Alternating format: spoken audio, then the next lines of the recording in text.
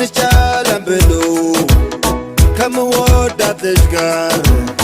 ነበረኝ ቀጠሮ ታዲያ ምን ያደርጋል መጣሁ ተናድጄ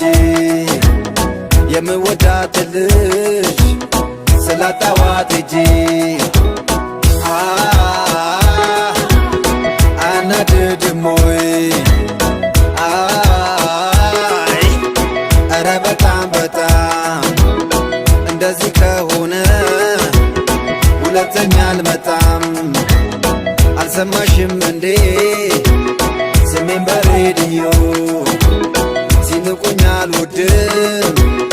ስሜ ነው ቴዲዮ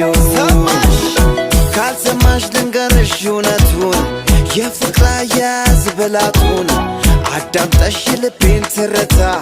ቀርበሽ ብናውራ ላንዳፍታ ለፍቅር ፍቅር ነው ምላ